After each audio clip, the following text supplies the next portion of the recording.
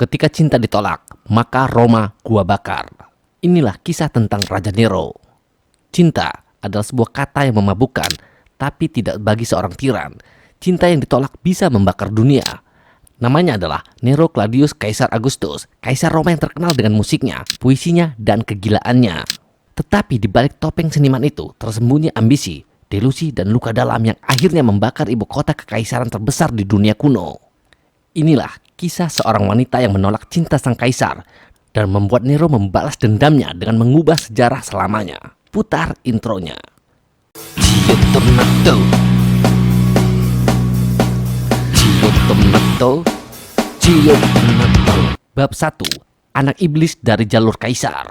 Nero lahir dari ibu ambisius bernama Agripina. Ia adalah cicit dari Kaisar Augustus dan keponakan Kaisar Caligula. Sejak kecil, Nero tidak pernah kenal cinta yang tulus. Yang ia tahu adalah intrik kekuasaan. Ibunya meracuni suaminya dan menikahi pamannya sendiri, yaitu Kaisar Claudius. Lalu kemudian sang ibu membuat siasat agar Nero menjadi pewaris tahta, menggeser anak kandung Claudius sendiri, yaitu Britannicus. Dan saat Nero naik tahta di usia 17 tahun, Roma menyambutnya sebagai penerus terang. Tapi mereka salah besar, karena tidak ada yang lebih gelap dari anak yang tumbuh dalam hasutan, racun, dan cinta yang palsu. Bab 2. Nero dan perempuan yang menolaknya. Nero jatuh cinta kepada seorang wanita cantik yang bernama Octavia, yang awalnya adalah istri politik. Apa itu istri politik?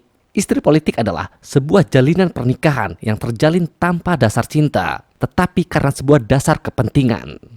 Jadi saat itu, yang Octavia tahu hanyalah Nero menikahi dirinya untuk menyatukan suatu wilayah karena ada dasar hubungan suami istri, bukan karena cinta. Tetapi Octavia salah besar. Ternyata Nero benar-benar jatuh cinta kepada Octavia. Octavia dalam diamnya dia menolak. Ia tetap dingin, tetapi dia tetap sopan. Dia tidak mau tunduk kepada cintanya Nero, dan dia mulai benci kepada Nero. Namun secara tidak sadar, akhirnya Nero tahu bahwa Octavia tidak mencintai dia. Octavia membenci dia. Hingga lahirlah sebuah sakit hati yang dirasakan oleh Kaisar Nero yang menembus hingga ke tulang. Karena sakit hati yang begitu mendalam, Kaisar Nero akan menceraikan Octavia. Tetapi perceraian saja tidak cukup. Octavia diasingkan, difitnah berzina, bahkan dipaksa bunuh diri. Dan tubuhnya dipamerkan di depan publik agar jadi pembelajaran. Jangan pernah menolak cinta Kaisar. Bab 3. Api menyala di Roma. Di tahun 64 Masehi, di awal musim panas yang gelap, api mulai menjalar di kawasan pasar kota. Angin meniupkan bara dari rumah ke rumah. Dinding kayu terbakar seperti kertas. Selama 6 hari 7 malam, api tidak pernah kunjung padam.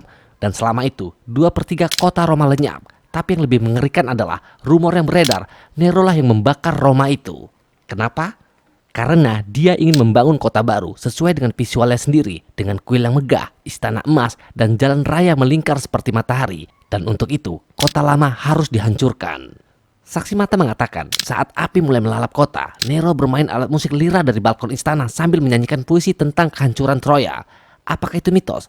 Mungkin, tapi semua tahu, cinta yang ditolak sudah lama berubah menjadi obsesi untuk menciptakan ulang dunia. Karena menurut catatan sejarah, dulunya Octavia pernah besar di kota itu, dan Nero ingin menghapuskan semua jejak-jejak tentang Octavia. Bab 4. Kambing hitam yang bernama Kristen. Rakyat mulai marah, kota mereka hancur, keluarga mereka mati. Nero butuh kambing hitam dan dia menemukannya. Nama kambing hitam itu adalah kaum Kristen, sebuah komunitas kecil yang dianggap aneh, misterius dan tidak menyembah dewa-dewa Romawi. Dan Nero akhirnya menuduh mereka sebagai penyulut api. Hasilnya, ribuan orang Kristen ditangkap. Mereka disiksa di depan umum. Bahkan mereka dilempar ke arena untuk dicabik oleh singa. Bahkan ada di antara mereka yang diikat di tiang, disiram minyak, lalu dibakar hidup-hidup sebagai obor malam hari di taman istana Nero. Semua itu untuk mengalihkan satu perhatian dari luka batin sang kaisar yang begitu dalam ke sebuah cinta yang bertepuk sebelah tangan, namun berakhir dengan fitnah yang berujung barbeque besar-besaran. Bab 5. Jatuhnya Kaisar Penyair. Tahun-tahun berikutnya, Nero makin kehilangan akal. Ia membunuh ibunya sendiri, Agripina, karena dianggap terlalu mencampuri urusan kekaisaran. Rakyat mulai muak, senat mulai gelisah. Tahun 68 Masehi, militer mulai memberontak. Senat menyatakan Nero sebagai musuh negara. Karena merasa terancam, akhirnya Nero melarikan diri dan bersembunyi di sebuah villa. Dan di detik terakhir hidupnya, saat pasukan datang mendekat, Nero tidak punya keberanian untuk mati.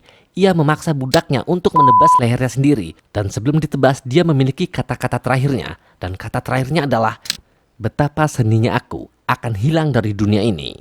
Dan para sejarawan pun menuliskan, Nero berkata seperti itu. Dia yakin nama dia akan dicatat. Dia yakin nama dia akan diceritakan secara turun-menurun oleh dunia. Dan dia yakin bahwa dia akan mati sebagai orang yang akan dikenang.